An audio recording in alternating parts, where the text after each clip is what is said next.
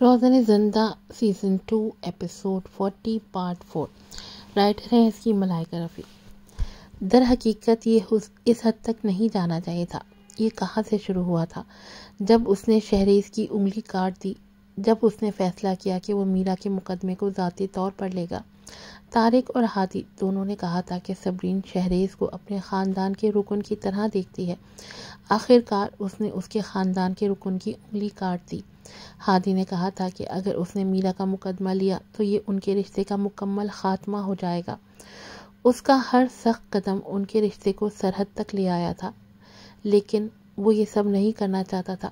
یہ میرا ہی تھی جس نے کہا تھا کہ وہ شہریز کی انگلی چاہتی ہے، اور یہ کاشان تھا جس نے کہا تھا کہ صرف وہی مقدمہ جیت سکتا ہے ورنہ شہریز بچ جائے گا۔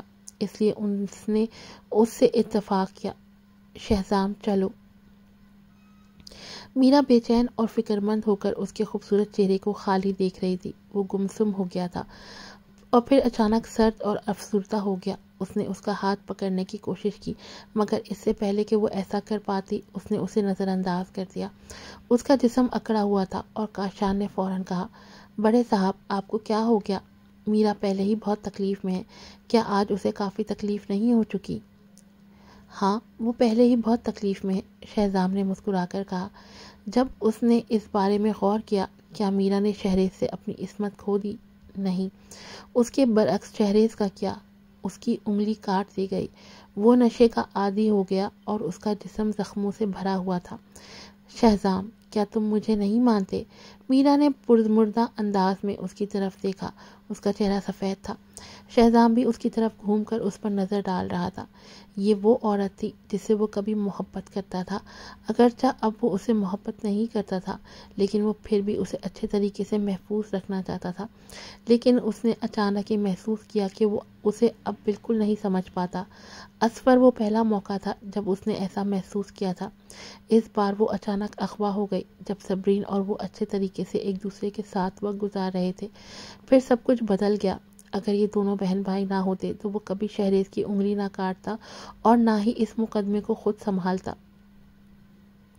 اگر یہ سب کچھ میرا نے منصوبہ بندی کے تحت کیا تھا تو اس کے جسم میں خوف کی لہر دوڑ جاتی۔ میرا، تمہارا مقدمہ آئندہ پولیس کے حوالے کیا جائے گا۔ وہ تمہاری مدد کرنے کی پوری کوشش کریں گے تاکہ تمہارے اغوا کاروں کو ڈھونڈ سکیں۔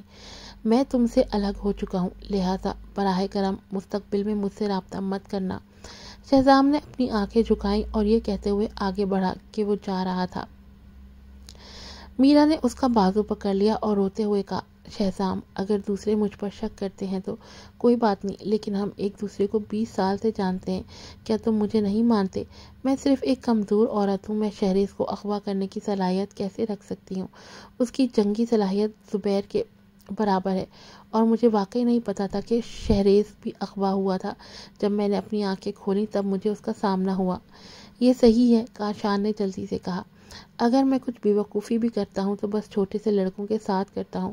میں نے کبھی منشیات کا استعمال نہیں کیا۔ یہ لوگ بظاہر ایک منظم قوت ہیں، اگر انہوں نے دوبارہ میرا پر ہاتھ ڈالا تو کیا ہوگا؟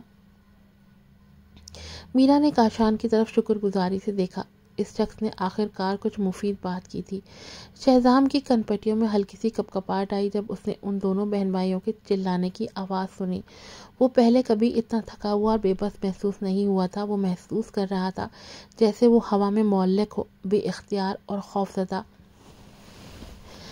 جب اس نے صبرین کو کمرہ عدالت سے باہر نکلتے دیکھا تو وہ خاص طور پر بے چین ہو گیا۔ میں تمہارے لیے کسی کو حفاظت کے لیے بھیجوں گا، لیکن براہ کرم دوبارہ مجھ سے رابطہ نہ کرنا۔ شہزام نے میرا کا بازو جھٹک دیا۔ میرا، تمہیں یہ بات سمجھنی چاہیے، جب میں نے تم سے علیحدگی اختیار کی تو میں نے تمہیں ایک گھر، ایک گاڑی اور اربوں ڈالر نقد دیے، اور تم کاشان، میں نے تمہارے خاندان کی اتنے سالوں تک حفاظت کی ہے اور تمہیں بار بار بچایا ہے۔ اب مجھے تم دونوں سے کچھ نہیں چاہیے۔ میرا کا چہرہ شکست کی علامات دکھا رہا تھا۔ وہ بے رنگ ہو چکا تھا، اس کی آنکھوں سے آنسو بہہ پڑے، تاہم شہزام اس کی پرواہ نہیں کر رہا تھا۔ وہ بہت تھکا ہوا تھا کیونکہ اسے یہ احساس ہو چکا تھا کہ میرا کے ساتھ اس کا رشتہ، اس کے اور صبرین کے درمیان جو تعلقات مشکل سے بنے تھے، انہیں مکمل طور پر تباہ کر چکا تھا۔ میرا، اپنی زندگی اور موت کو مجھ سے جوڑنا بند کر دو۔ شہزام ایک ایک قدم پیچھے ہٹا اور مڑ کر صبرین کے پیچھے جانے کے لیے روانہ ہو گیا۔ کوریڈور میں فریہ اور صبرین لفٹ کا انتظار کر رہی تھی۔ شہزام صبرین کی طرف تیز قدموں سے بڑھا، اس کے قدم تیز تھے، مگر جب وہ قریب آیا تو عاصم نے اس کا راستہ روک لیا۔ رہنے دو، مجھے اس سے بات کرنی ہے۔ شہزام صرف صبرین کو بے چین نظروں سے دیکھ رہا تھا۔ اسے احساس ہوا کہ اگرچہ کچھ ہی دنوں کا وقفہ تھا، جب اس نے اسے نہیں دیکھا تھا، وہ بہت زیادہ تھکی ہوئی لگ رہی تھی۔ اس کی آنکھیں سرخ اور چمک رہی تھیں، اس کی آنکھوں کے نیچے سیاہ حلقے تھے۔ یقیناً وہ شہریز کے مقدمے کے بارے میں بہت فکر مند رہی ہوگی اور شاید کئی راتوں سے سوئی نہ ہو۔ اس کا دل شدت سے تکلیف اٹھا رہا تھا۔ اس نے یہ سب کچھ خود مجبور کرایا تھا۔ اگر وہ اس پر زیادہ اعتماد کرتا تو یہ سب کچھ کبھی نہ ہوتا۔ فریہ نے زہرخند لہجے میں کہا، شہزام سوری، تم کس قدر بے شرم ہو گئے ہو۔ جب تم نے صبرین کو تکلیف دی تو تم نے بے رحمانہ اور سنگ دل تھے، اسے ایک ظالم عورت کہا اور تم نے اسے ذرا بھی ہمدردی نہیں دی۔ اب جب تمہیں احساس ہوا کہ تم نے اسے غلط سمجھا تھا، تم دوبارہ آ کر صلح کرنا چاہتے ہو۔ شہزام کے سینے میں فریہ کے الفاظ سے تکلیف ہوئی۔ اس نے صبرین کے سرد چہرے کو دیکھا اور اچانک اسے یاد آیا کہ ابھی کچھ وقت پہلے دونوں جبل ویلنگٹن پر تیر رہے تھے۔ اس کی روشن اور صاف آنکھیں، وہ طریقہ جس میں وہ کبھی کبھار اس کے ساتھ خوش آمدید انداز میں بات کرتی تھی، اور اس کی میٹھی ہنسی، یہ سب کیسے ایک پل میں بدل گیا۔ تمہیں یہ کہنے کی ضرورت نہیں کہ تم معافی چاہتے ہو۔ صبرین کی واضح اور سرد آواز نے اس کی بات کو روکا، کیونکہ میں تمہیں کبھی معاف نہیں کروں گی۔ تمہیں اپنی قیمتی میرا کو بچانے جانا چاہیے۔ فریہ نے مذاق کرتے ہوئے کہا، آخرکار اگر اسے کچھ ہو جائے تو تم ہمیشہ اور بغیر کسی شرط کے اس کے ساتھ جاؤ گے اور اسے بچاؤ گے۔ شہزام سوری، تمہاری نظر میں میرا کی حیثیت بہت خاص ہے، کیوں نہیں تم یہ تسلیم کر لیتے؟ ایک طرف تم کہتے ہو کہ تم اسے نہیں چاہتے، پھر بھی اسے بچانا چاہتے ہو۔ دوسری طرف تم صبرین کی محبت چاہتے ہو، پھر بھی اسے تمہاری طرف واپس آنا چاہیے، چاہے تم نے اسے کتنی ہی تکلیف پہنچائی ہو۔ کیا تم سمجھتے ہو کہ یہ کوئی ڈرامہ ہے؟ شہزام کا حسین چہرہ سفید پڑ گیا۔ شہزام سوری کی حالت دیکھ کر فریہ کے دل میں ٹھنڈک پڑ گئی۔ ویسے میں نے سنا ہے کہ جب تم نے میرا سے علیحدگی اختیار کی تو تم نے اسے ایک گھر، ایک گاڑی اور اربوں ڈالر دیے۔ خدا کی قسم، یہ دنیا کی سب سے مہنگی علیحدگی کی فیس ہوگی۔ کیا تم مجھے بتا سکتے ہو کہ جب تم نے صبرین سے طلاق لینی چاہی تو اسے کیا دیا؟ صبرین، میں یہ دوبارہ نہیں کروں گا، میں قسم کھاتا ہوں۔ شہزام بے چین ہو گیا۔ جتنا فریہ بولتی جا رہی تھی اتنا ہی وہ شدت سے محسوس کر رہا تھا کہ اس نے صبرین کے ساتھ کتنی ناانصافی کی تھی۔ قسمیں مت کھاؤ، تمہارے وعدے ہمیشہ جھوٹے ہوتے ہیں شہزام سوری۔ مستقبل میں مجھ سے دور رہنا۔ جو تم مجھے دے سکتے ہو وہ خوشی نہیں ہے، وہ درد ہے جو مجھے بار بار گہرے کھڈوں میں دھکیلتا ہے۔ میں تمہیں کبھی معاف نہیں کروں گی، اس لیے دوبارہ میرے پیچھے مت آنا، تم مجھے نفرت دلاتے ہو۔ صبرین بغیر پلٹ کر دیکھے لفٹ میں چلی گئی۔ شہزام کی ٹانگوں میں ایسا لگ رہا تھا جیسے وہ سیسے سے بھری ہوئی ہوں۔ جب اس نے اس کی نفرت بھری نظر دیکھی، وہ اس کے قریب جانے کی کوشش کرتا ہے لیکن وہ ہل نہیں سکتا تھا۔ وہ محسوس کر رہا تھا کہ اس کا سارا جسم توانائی سے خالی ہو چکا ہے۔ اسے نہیں پتا تھا کہ وہ عدالت سے کیسے باہر نکلا۔ وہ طویل وقت تک سڑک پر اکیلا چلتا رہا جب تک وہ تھک نہیں گیا۔ پھر وہ سڑک کے کنارے ایک کرسی پر بیٹھ گیا جیسے ایک بے جان کھلونا ہو۔ ہادی چھتری کے ساتھ آتے ہوئے بولا، بڑے صاحب، شہزام، بہت تیز دھوپ ہے، آپ کو پہلے گاڑی میں واپس جانا چاہیے۔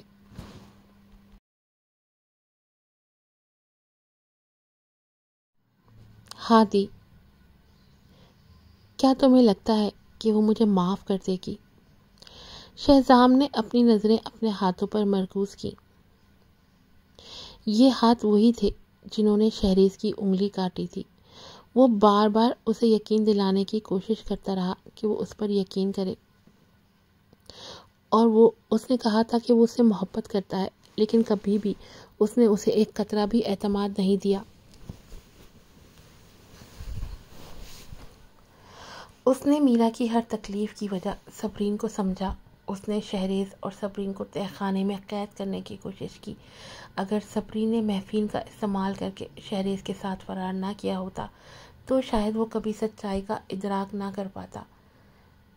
کوئی تعجب نہیں کہ اس نے سوال کیا تھا کہ وہ اتنی نفرت سے کیوں بھرا ہوا ہے، کہ شہزام کو کسی دماغی ہسپتال میں کیوں نہیں رکھا گیا، اسے کتنی زیادتی کرنی تھی۔ ہاں، یہ کیسے ہو گیا؟ وہ کس جنون میں مبتلا تھا کہ اس نے اس عورت کو تکلیف پہنچائی جس سے وہ محبت کرتا تھا۔ ہادی نے شہزام کی غائب دماغی کو دیکھا اور یہی لگا کہ یہ شہزام کو پہلی بار اس حالت میں دیکھ رہا تھا۔ ایسا لگ رہا تھا کہ اس نے اپنا سب سے قیمتی خزانہ کھو دیا ہے اور وہ حیرت میں ہے۔ بڑے صاحب شہزام، آپ کو مس صبرین کو بھول جانا چاہیے اور اپنے راستے جدا کر لینے چاہیے۔ ہادی نے دل میں آہ بھری۔ اس نے شہزام سوری کو اس رات خبردار کیا تھا، لیکن بدقسمتی سے اس نے نہیں سنی۔ شہزام سوری نے میرا پر بہت زیادہ یقین کیا تھا، اب اسے پچھتاوا ہو رہا تھا، لیکن دنیا میں پچھتاوے کا کوئی علاج نہیں۔ اسے بھول جاؤں؟ شہزام اچانک اوپر دیکھتے ہوئے اٹھ کھڑا ہوا اور ہادی کا کالر پکڑ لیا۔ وہ ایسے لگ رہا تھا جیسے ایک شیر جو گرنے والا ہو۔ میں اسے کیسے بھول سکتا ہوں؟ جب آپ نے مس میرا کے مقدمے میں مدد کی تھی تو کیا آپ نے پہلے ہی مس صبرین کے ساتھ مستقبل کے بارے میں سوچنا بند نہیں کر دیا تھا؟ اس صورت میں آپ کو پہلے ہی ذہنی طور پر تیار ہو جانا چاہیے تھا۔ ہادی نے اسے یاد دلایا۔ شہزام ٹھٹک گیا۔ ہادی کی آواز جیسے اس کے چہرے پر ایک زبردست تھپڑ ہو۔ ہاں، اس نے پہلے فیصلہ کیا تھا کہ وہ صبرین سے محبت نہیں کرے گا، تو اب وہ اسے کیوں نہیں چھوڑ پا رہا؟ کیوں اس کے دل میں سینکڑوں چوٹیاں چل رہی تھی؟ ہادی نے مزید کہا، کیا آپ کو مس صبرین کے لیے افسوس ہو رہا ہے؟ لیکن اس کے لیے سب سے بہترین معافی یہ ہے کہ آپ اسے پریشان کرنا بند کر دیں۔ وہ ٹھیک کہتی ہے، اگر وہ آپ کے قریب نہ ہوتی تو شاید اسے اتنی تکلیف نہ پہنچتی۔ ہادی، شہزام نے اسے غصے سے گھورا۔ اسے کبھی بھی یہ توقع نہیں تھی کہ ہادی اسے ایسا کچھ کہنے کی جرات کرے گا۔ بڑے صاحب شہزام، مجھے افسوس ہے، ہو سکتا ہے کہ آج میرے الفاظ حد سے تجاوز کر گئے ہوں۔ ہادی نے تلخ مسکراہٹ کے ساتھ کہا، ایک تماشائی کی حیثیت سے مجھے لگتا ہے کہ مس صبرین بہت غمگین ہے۔ آپ نے جب اس سے میرج سرٹیفکیٹ چھیننے کی کوشش کی تو ماریا نے صبرین میم کو سب کے سامنے، آئرونگ اور دوسرے لوگوں کے سامنے ننگا کیا۔ آپ نے ماریا کو سنبھال لیا، لیکن یہ اغوا کا واقعہ میم کی امیدوں کو تباہ کر چکا ہے۔ آپ نے اسے معاف کرنے کو کہا، لیکن مستقبل میں وہ شہریز اور اس کی کٹی ہوئی انگلی کے ساتھ کیسے سامنا کرے گی؟ ہاں، اس نے خود مجھ سے کہا تھا کہ ایک انگلی واپس نہیں آ سکتی۔ شہزام نے افسوس کے ساتھ مسکرا کر کہا اور 2 قدم پیچھے ہٹ کر چلا گیا۔ بڑے صاحب شہزام، ہادی اسے پیچھے سے بلا رہا تھا۔ شہزام نے تھکے ہارے انداز میں کہا، جاؤ، مجھے اکیلا چھوڑ دو، تھوڑی دیر کے لیے سکون چاہیے۔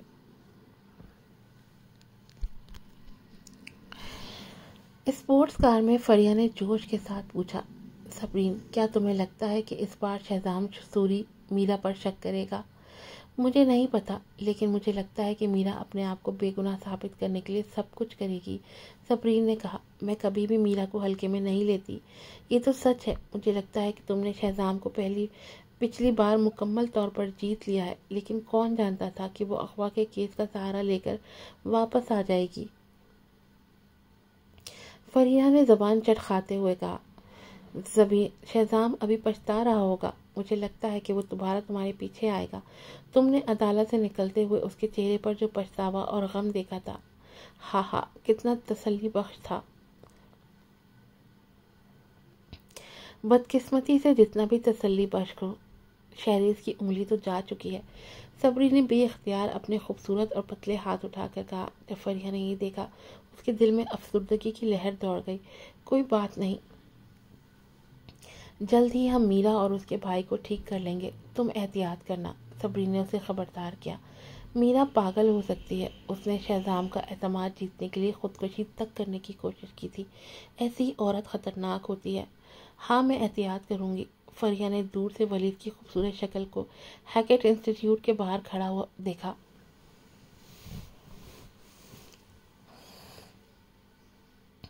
کیا تم نے واقعی ولید سے شادی کا فیصلہ کر لیا ہے؟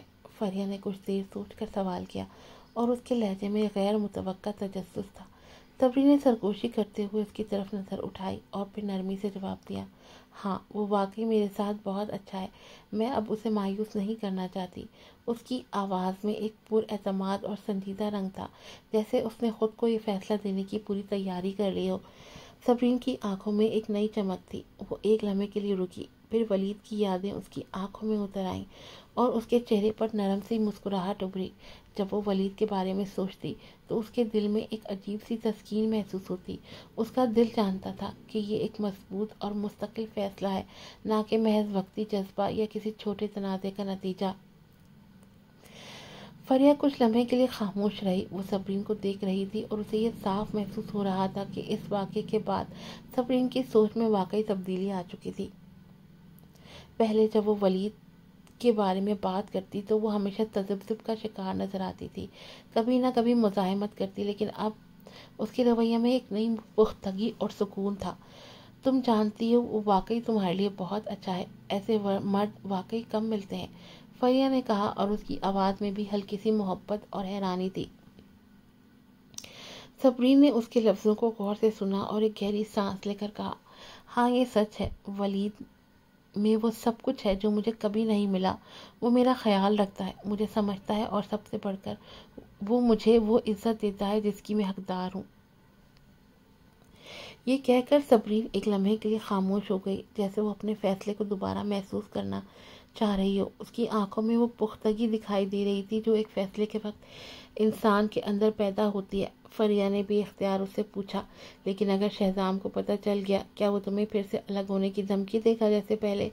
उसके अल्फाज में खौफ और फिक्रमंदी थी, जैसे वो सबरीन के लिए हर खतरा बर्दाश्त करने को तैयार हो। लेकिन ये मसला उसे परेशान कर रहा था। सबरीन ने हंसते हुए जवाब दिया, इसलिए मैं इसे पब्लिक नहीं करूँगी, कम अज़ कम जब तक हम रजिस्टर नहीं कर लेते। उसका लहजा मुकम्मल तौर पर पुरएतमाद था और उसकी आंखों में एक पुख्ता अज़म था। मैं इस बार ये सब कुछ बेदिली या जल्दबाजी में नहीं कर रही। ये फैसला मैंने दिल से किया है और अगर शहजाम को कुछ भी महसूस होता है तो वो कभी भी मेरे रास्ते में आ नहीं सकता। सबरीन ने अपनी आवाज़ में मज़ीद संजीदगी और अज़म शामिल किया। अगर वलीद के साथ मेरी ज़िंदगी खुशहाल और महफूज हो तो मैं किसी की धमकियों से नहीं डरूंगी। शहजाम का जितना भी असर हो, अब मेरी ज़िंदगी के फैसले मेरे हाथ में है।